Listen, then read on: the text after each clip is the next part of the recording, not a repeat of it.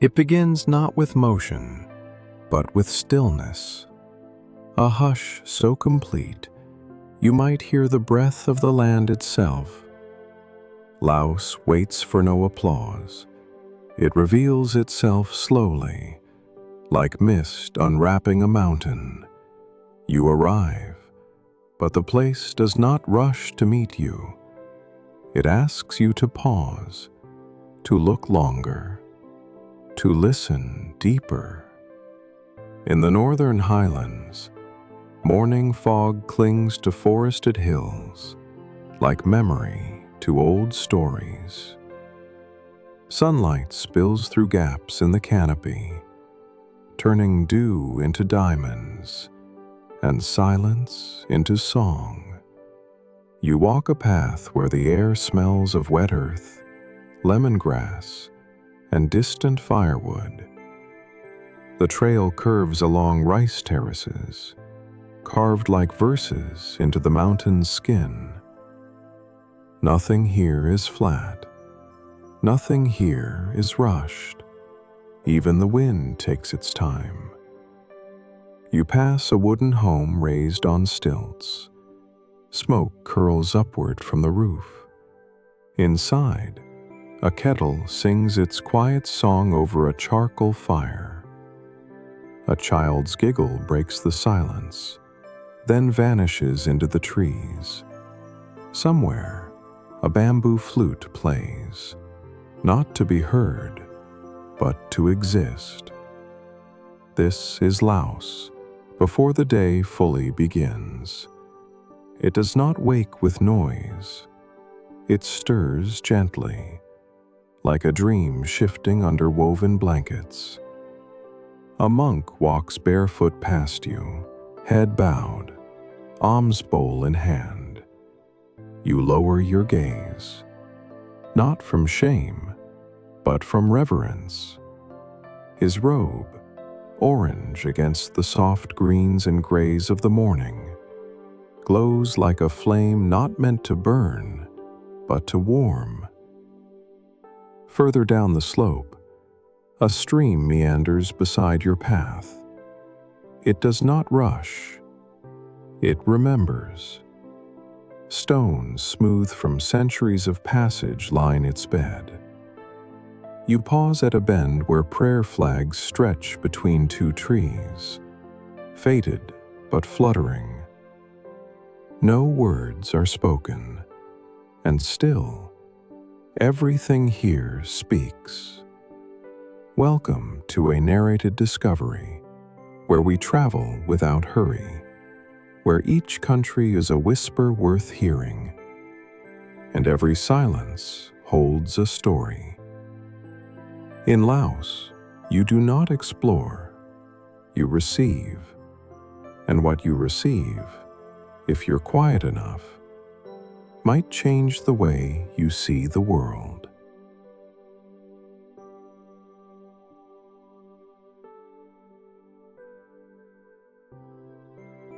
As the morning matures, the rhythm of Laos becomes clearer. Not a beat to follow, but a current to join. In a valley below the hills, a village begins to stir. Smoke rises in soft spirals.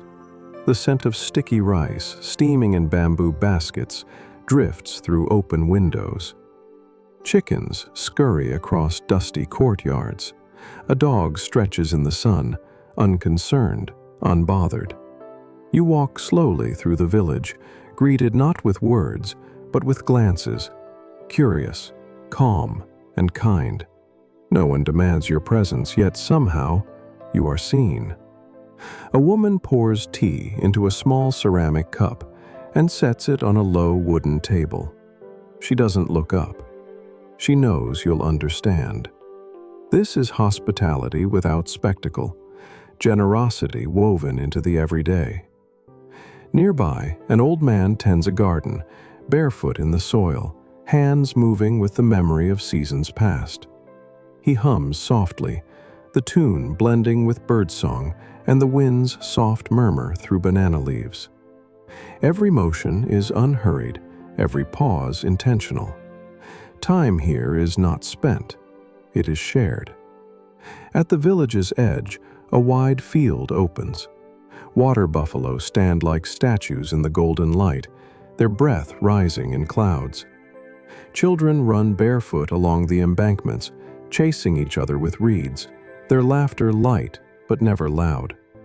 A girl carries a woven basket nearly her own size, focused, proud, steady. No one scolds, no one rushes. In Laos, learning is living. You follow a narrow canal toward the forest, where the landscape shifts from cultivated to wild.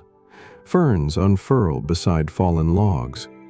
The air grows cooler, denser with the scent of damp wood and moss. A bell chimes in the distance, one, then another. Perhaps a monastery calls, or perhaps the forest simply remembers music.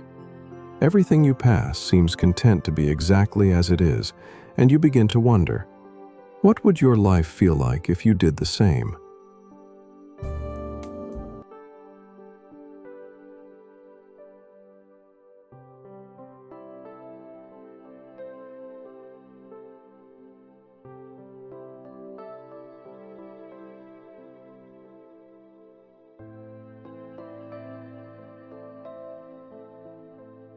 Deeper into the forest, the trees grow older.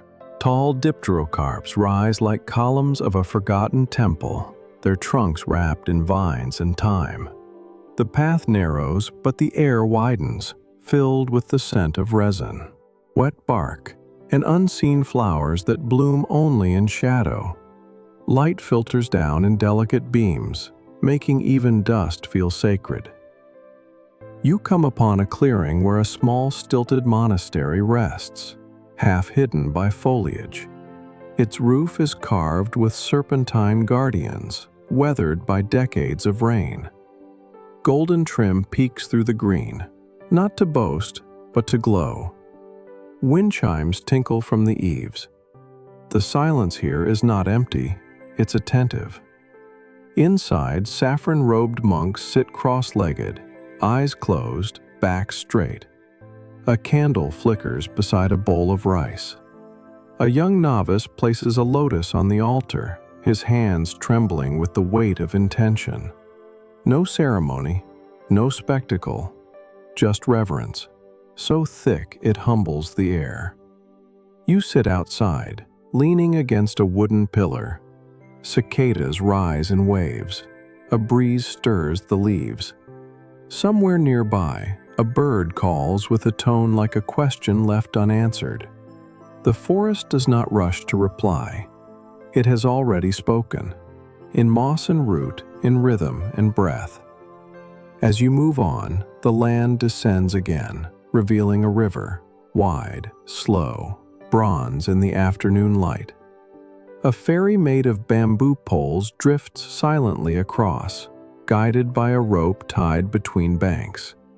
A man pulls it by hand, his feet braced in the mud, his movements effortless and patient. He does not look back. The river does not demand it. On the far side, a market waits, not loud, but lively. Stalls of woven cloth ripple in the breeze. Bundles of herbs, fruit, and incense sit in calm display. A woman threads flowers into garlands while humming a song no one taught her. It was passed through generations, like breath, like water. Laos continues not in chapters, but in currents. And here, the current carries you quietly, entirely home.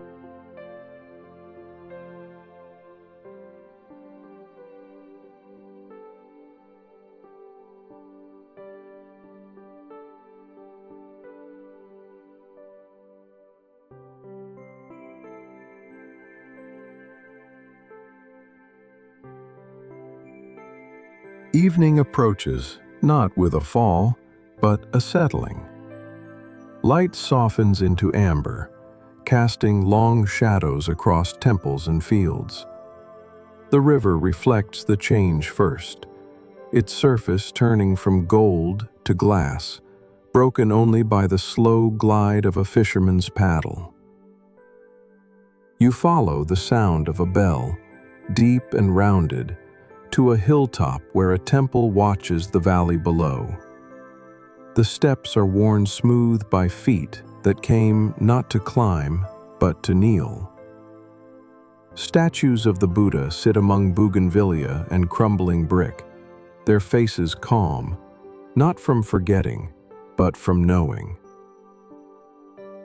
A young monk sweeps the courtyard with a reed broom, each motion part of a ritual both practical and sacred. A dog sleeps near the steps.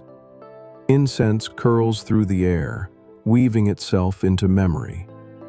A prayer flag flutters, torn but undefeated. From this high place, the land feels endless. Villages below glow with cooking fires. Children's voices drift upward like echoes from another time. A gong sounds, not to mark time, but to dissolve it. As the sun dips below the hills, the sky becomes a canvas of warm purples and soft blues. You sit on a stone ledge, the air thick with the scent of jasmine and old stone. A woman offers you a small bowl of sticky rice and a smile. Nothing is said. Nothing is needed. Darkness here is not absence. It is presence. It holds you, asks nothing, offers everything. Later, walking back through the dusk, the path is lit by fireflies. Not many, but enough. Their glow is not to guide you. It is to remind you, not all that shines must show the way. Laos does not teach through words. It teaches by being. And in its quiet, you begin to remember what you never meant to forget.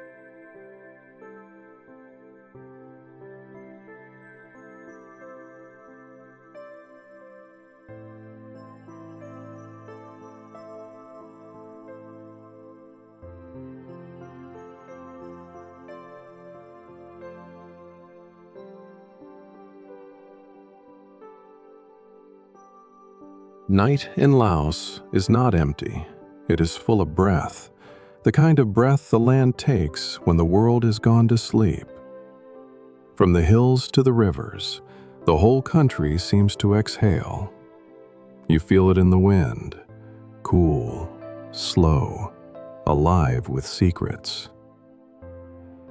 In a riverside village, the glow of lanterns replaces sunlight. Their gentle light dances on the wooden walls of homes, flickers in the eyes of elders sitting silently on porches, and settles into the rhythm of insects humming like an old lullaby. You pass through narrow lanes where every corner holds stillness like a gift. Dinner is eaten in quiet circles, sticky rice shared from woven baskets, grilled river fish wrapped in banana leaves, herbs fresh from nearby gardens. There are no clinking glasses, no raised voices, only the crackle of firewood and the occasional laugh that rises and fades like smoke. Further down, at the edge of the village, a group gathers near the water. A bamboo raft floats gently beside the bank. A boy releases a candle in a lotus cup, watching it drift out onto the dark river. One by one, others follow. Dozens of lights, each carrying a wish, a memory, a letting go. There are no cameras here, no one performing. The river reflects only what's real. You sit beneath a tamarind tree, its branches rustling softly above. The stars emerge, slow and deliberate, as if pulled by the quietness below. Somewhere, a drumbeat begins, distant, steady. Not celebration, not mourning, just rhythm, the kind that holds a people together. Laos does not sleep. It listens. And in that listening, it becomes something more than land. It becomes a lullaby without end.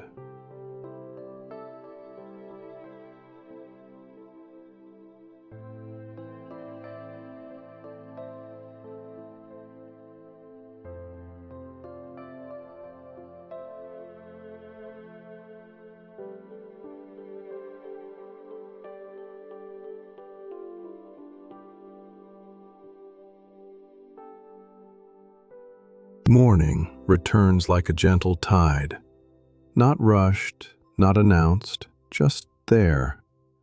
The mist has lifted, and in its place, soft light rests on rooftops, fields, and the silver curve of the river. Life begins again, not with urgency, but with quiet commitment. In the heart of the countryside, monks begin their alms round. They walk barefoot, robes brushing the earth, bowls held at the waist. Villagers wait patiently, heads bowed, rice scooped gently into each bowl. This exchange is not transaction, it's trust. A rhythm of giving and receiving that nourishes both hunger and humility. You follow behind, steps muted on the dirt road, watching a world unfold that asks nothing of spectacle. Chickens cluck softly. A woman pats flour into discs for morning bread. A man sharpens a knife with slow, deliberate strokes. In Laos, the mundane becomes sacred, simply by being done with care. By midday, you reach a plateau where fields stretch wide beneath the open sky. Farmers work without rush, hands deep in soil that has fed generations. Oxen plod between rows of vegetables. Children tie scarves around their heads, shielding themselves from the sun as they water young plants. It is hot, but no one hurries. Time is not a threat. It is a partner. You rest beneath a sugar palm, sipping cool water from a metal cup. Across the field, laughter rises. Not loud, not constant, but enough. It sounds like resilience. It sounds like joy, not needing permission. The breeze returns, and with it, the scent of lemongrass and tilled earth. A distant bell rings again, not to signal change, but to affirm that nothing needs to. Laos moves without chase, grows without noise, and in its quiet devotion you see, life can bloom in peace.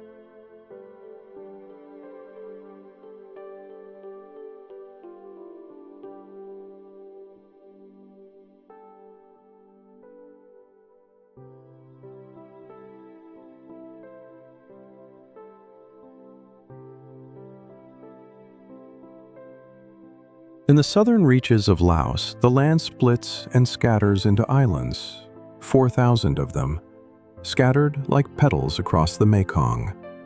Here, the river is not a boundary, it is a home, a highway, a heartbeat. You float downstream on a long wooden boat, its engine soft and steady. The sun glints off the water, reflecting the silhouettes of swaying palms and fishing nets suspended like dragonfly wings. Villages appear on the banks like mirages, wooden homes on stilts peeking through dense greenery, children waving with wide smiles before disappearing again into shade. In Sea-Fun Dawn, the 4,000 islands, the days seem made of light and water. Buffalo wade chest-deep through flooded fields, their heads just above the surface, eyes half closed in contentment.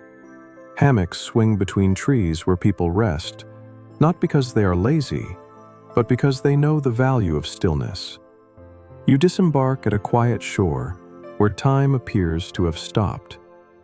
An old man repairs a fishing net with fingers that have done the task 1,000 times. He nods as you pass. No words exchanged.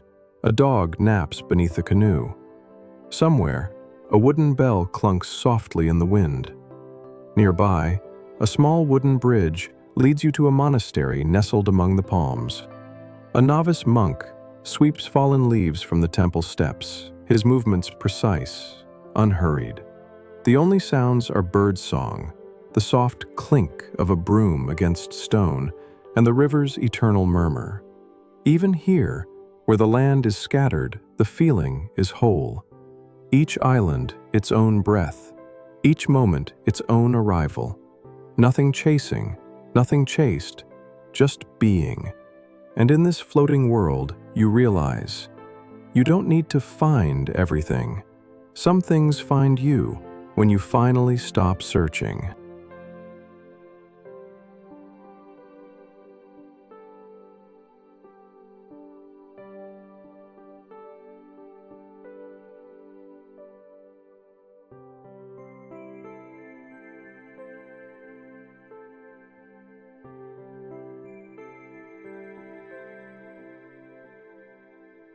Your journey nears its end, not with a conclusion, but with a return to something older, quieter, more true.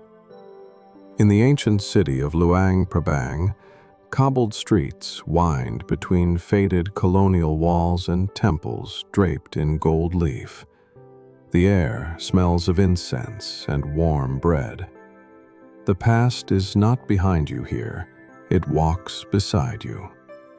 You step through temple gates as morning chants rise like mist. The sound is not loud, but it fills the air, touching skin like sunlight.